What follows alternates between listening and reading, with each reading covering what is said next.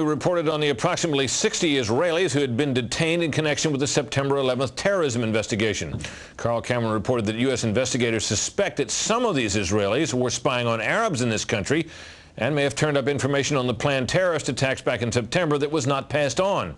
Tonight, in the second of 4 reports on spying by Israelis in the U.S., we learn about an Israeli-based private communications company for whom a half dozen of those 60 detained suspects worked. American investigators fear information generated by this firm may have fallen into the wrong hands and had the effect of impeding the September 11th terror inquiry. Here's Carl Cameron's second report.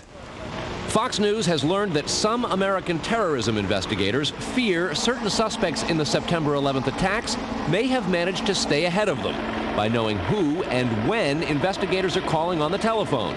How?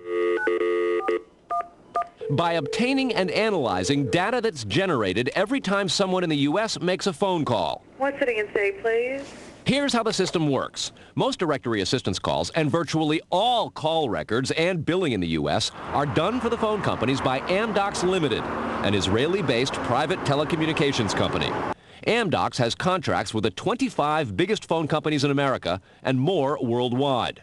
The White House and other secure government phone lines are protected, but it is virtually impossible to make a call on normal phones without generating an Amdocs record of it. In recent years, the FBI and other government agencies have investigated Amdocs more than once. The firm has repeatedly and adamantly denied any security breaches or wrongdoing. But sources tell Fox News that in 1999, the super-secret National Security Agency, headquartered in northern Maryland, issued what's called a top-secret, sensitive, compartmentalized information report, TSSCI, warning that records of calls in the United States were getting into foreign hands, in Israel in particular. Investigators do not believe calls are being listened to, but the data about who's calling whom and when is plenty valuable in itself. An internal Amdocs memo to senior company executives suggests just how Amdocs-generated call records could be used. Quote, widespread data mining techniques and algorithms, combining both the properties of the customer, like credit rating, and properties of the specific behavior such as whom the customers are calling. The Amdocs memo says the system should be used to prevent phone fraud, but U.S. counterintelligence analysts say it could also be used to spy through the phone system. Fox News has learned that the NSA has held numerous classified conferences to warn the FBI and CIA how Amdocs records could be used.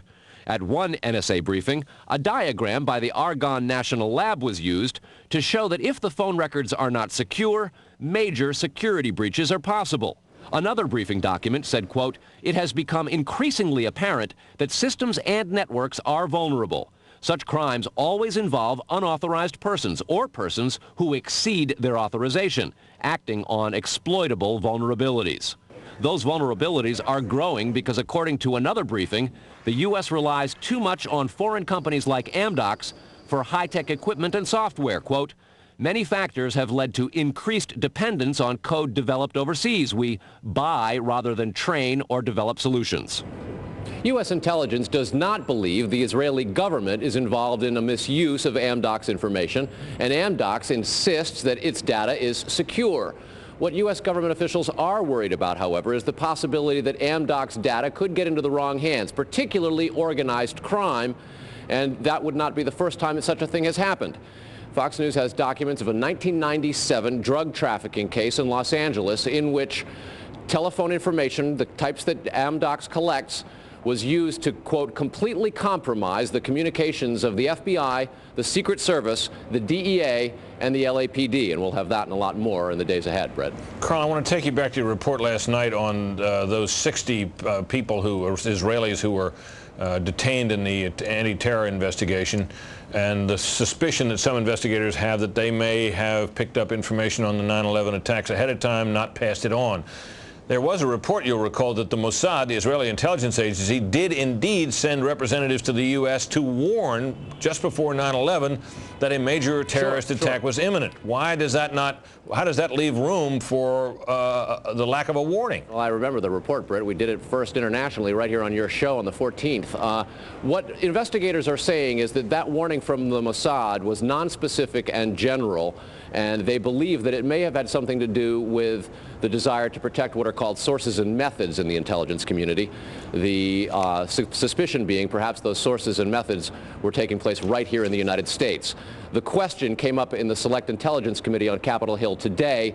They intend to look into what we reported last night, and specifically that possibility. Brett? So, in other words, the problem wasn't the lack of a warning. The problem was lack of useful details. Quantity of information. All right, Carl, thanks very much. Coming up next,